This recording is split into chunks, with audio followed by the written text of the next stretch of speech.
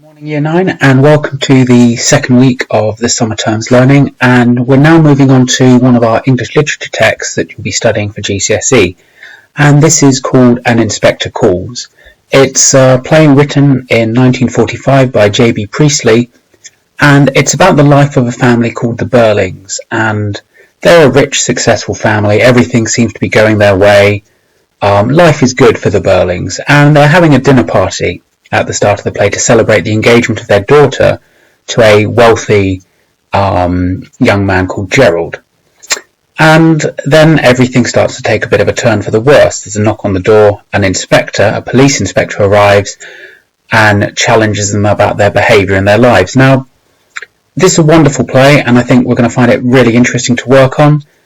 Over the course of the term, I'd like us to do some group readings together in Microsoft Teams. I think that would be a helpful thing to do, and some general work around it. So, you're really not working on this on your own. We're working on this together.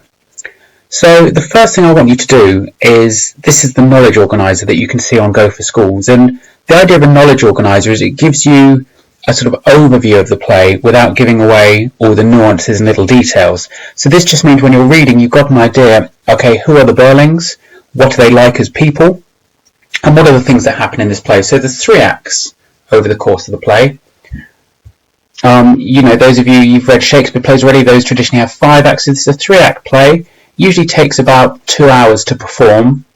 Remember, we're doing a play, so it's important you keep on thinking about the fact that this is something meant to be performed openly, performed publicly, and therefore the way characters say lines and the way they present themselves is different each time. And we'll do some work later in the term about different productions and what those different productions were like. So, as you can see, there's 3 acts here, and we start off with the Burling and Gerald celebrating the engagement. The stage lighting is pink and intimate, so it creates a sort of warm sense, and then the inspector arrives and the lighting changes to sort of cold and harsh. The inspector questions the family about a girl called Eva Smith, whose life has been affected by the Burlings. And what seems to happen over the course of the play is all of them realise that they've all had an impact on her life without them realising it. And they all think that they're all good people, but actually their actions, or in some cases lack of action, means that they've affected people in a really negative way. So I think it's a really important idea to think about, is how responsible are we to other people? Now, that's a really important thing to be thinking about right at the moment, isn't it? Because the idea of all of us staying at home is a social responsibility, isn't it? And we're helping people by staying at home. We're taking social responsibility for our actions to help others. The thing about a family like the Burlings is they've stopped taking social responsibility to help others. They're really only interested in themselves. And the inspector's appearance makes them think, again, much more about what it is to be responsible for people. And the family's kind of split in 2 ways. You have here Mr. and Mrs. Burling. They're the older members of the family, the mum and dad. They're arrogant, unremorseful, means they don't feel sorry for their actions. Sheila and Erica, their children. They're impulsive, they're regretful, they're upset by what they find out has happened. Gerald is sort of in between. He's Sheila's fiancé.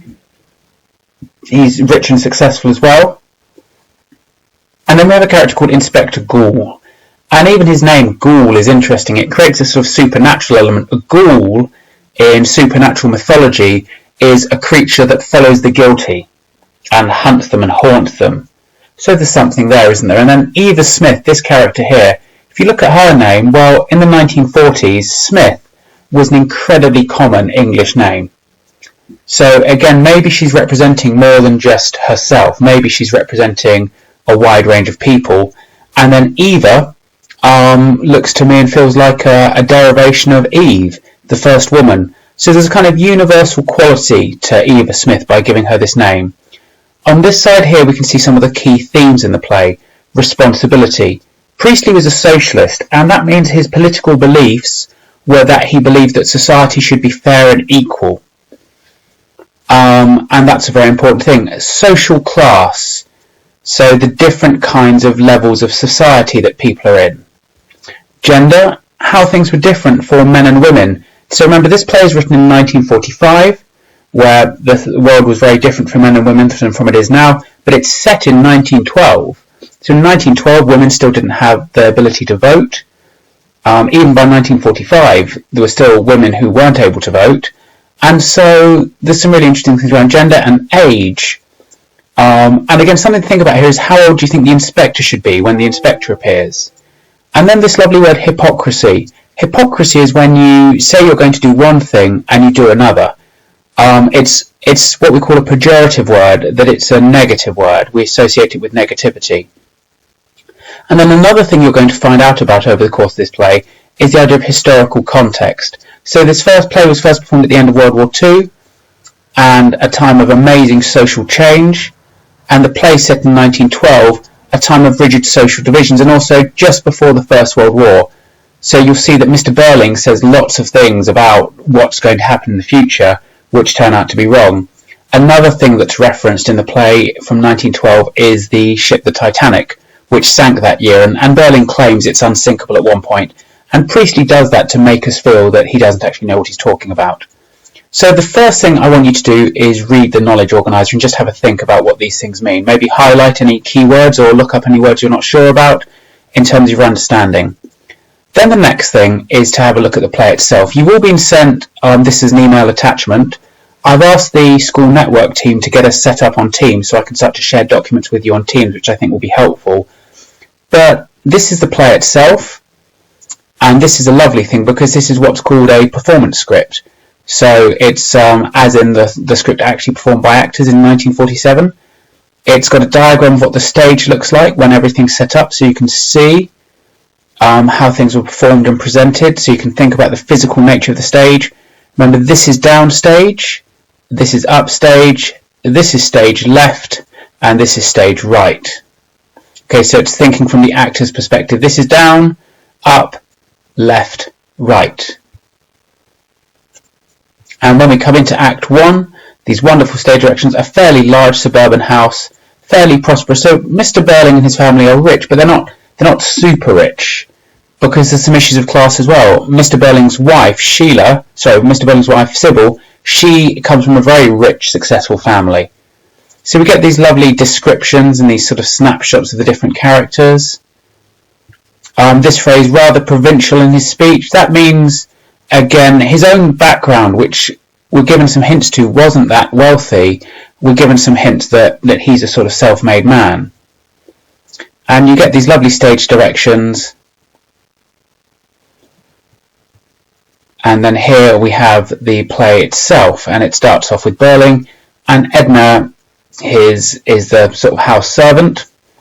You get the information about the plays, and what I want you to do is read over this. This would be a really good thing to do with, say, family, and perhaps ask members of your family to take part.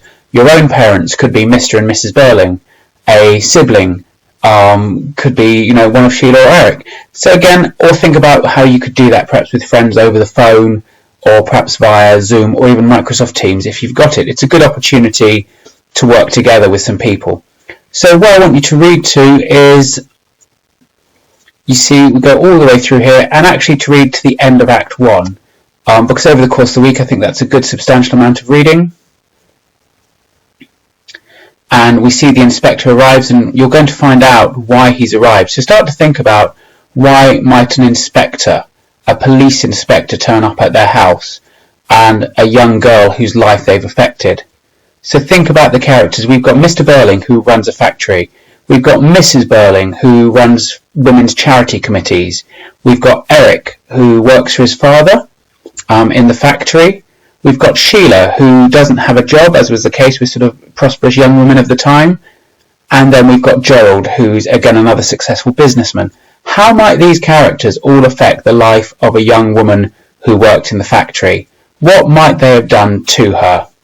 And then, so you're going up to page 27 here, and this lovely phrase, slow curtain, this means the curtain of the theatre is coming down slowly so that the audience are really looking at the characters for a long time as that happens. It's a really lovely touch.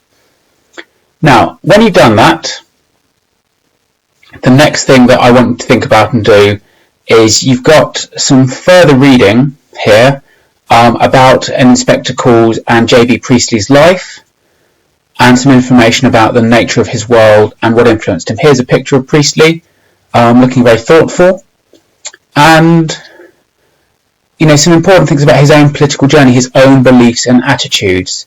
There's some lovely things from the programme notes of the first production. And just some wider ideas about how the play works. Here is an example of a recent production. We'll be able to give you this access to this production via the school's SharePoint so that you can have a watch of it. And just looking at the characters here, this is the inspector, this is Eric Burling, the young son, here is Mr. Burling, this is Gerald, this is Sheila, his fiancée, and this is Mrs. Burling, described as a rather cold woman. So again, just some good things for you to start thinking about.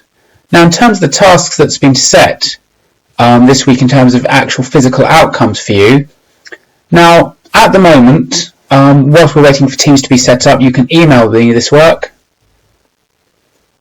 But hopefully when Teams is set up, we're going to share all of our work in Teams, which is what teachers will be asking you to do. So, as you can see here, we've got an article about the Great Fuel Tax Revolt from 2000.